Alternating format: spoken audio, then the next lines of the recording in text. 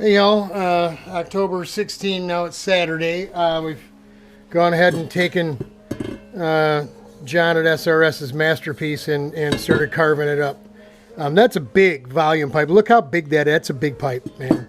Big pipe. We've made 9 cuts. We got, I think, 10 individual pieces or 8 cuts. I wanted to show you, you see the shards here. After we cut it, it really, this is the raw edge look. You see the clag hanging off, right? So what we do is we take the 90 and just run around it. We don't go get too crazy about trying to make it dead flat, because each of these cones are going to have to be fit together.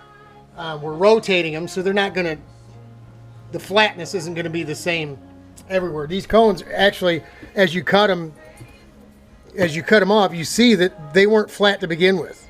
And what you'll see is, I want you to look right here where I put that yellow mark.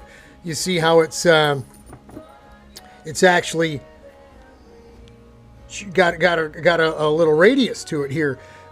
You literally got to tap the edges of these things together. Once you tack them together, tap it down, make it move it into place, to be able to weld it all up.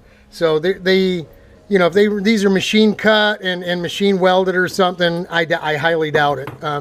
Seems I had to do quite a bit of extensive work here to this very center piece where there was an exhaust probe nut welded on there, which you're not going to take exhaust temperature from the biggest, fattest part of the pipe unless you're doing development.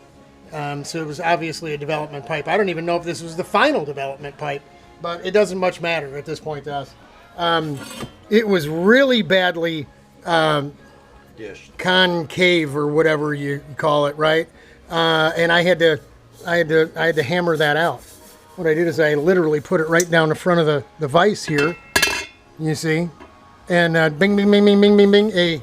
As my auto body teacher would say, a series of taps, and we beat it a bit flat. So we'll have to do that with a bunch of these as well. Some of these you can see they're not exactly round. They might have a little ding or dent like this one here. You see that little divot there? That's where somebody tapped it into place to continue, you know, the welding process. So I just wanted to show you this before I went ahead and took the 90 and cleaned it up and gave it a nice clean edge like this. That we're not going too crazy about getting every ripple and wave out of it, because we'll do that as we're rotating and fitting these things on together onto the cart. That's it. This is kind of cool. This is kind of cool though, isn't it? So that's it for the pipe thing. Decided talking to Richie here and our little buddy Kev that came over to pick up the tires. Kev, what's up? He's gonna be cooking the food for us this Saturday up at the track. Told those guys, you know, I'm really not gonna go 10 tenths. Buddy Bob too. Bob just called on the phone, asked what we were up to. We're gonna get this thing worked up, but I'm not even gonna plan on getting the new pipe on the cart.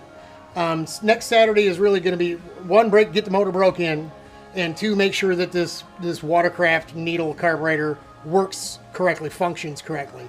Functions on the bottom, off the gas, on the gas, low end, mid range, high end. Everything's working the way the original carburetor did way back when we put it on our RS Honda. So. That'll be enough. That'll be enough for us to get through for the day.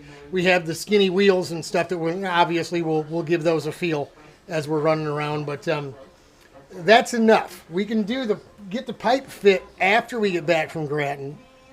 Like I said, that U-shaped tube I had to order from Rex may not get here till Tuesday. That means I'm gonna have to go hog wild to cut and grind and weld and be in a hurry to get this thing on. I don't want to get in a hurry at this point, because then you overlook things, you make mistakes, you burn up your brand new motor, and I don't want to go there. So we'll get this thing ready for after Grattan to go to John's to put it on the dyno, and that's where it's going to tell the story anyway. I mean, John will be able to tell you.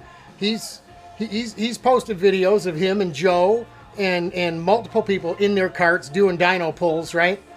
And if you find a horsepower 2, 3. Hell, let's even say 4 or 5 horsepower on the racetrack. You're not gonna feel that seat of the pants unless it's a bottom end off the corner. You know, the same way an old go-kart guy would say the difference between gas and alcohol in an old air-cooled kart, right? obviously a seat of the pants difference, but did they feel a difference from mid-range to top speed to top end? Probably not.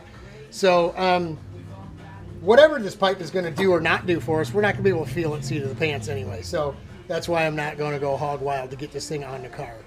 Right now it's full, the gearbox is full of oil, the system's full of water, been burped. I'm going to mix up some fuel, we're going to dump some gas in it, and we'll bring you back when we get the thing running. And Wild Bill will throw you right into the old throat of the carburetor there, buddy. But that's it. Godspeed, God bless. I'm praying for you. It'll get better. We'll get that pipe together.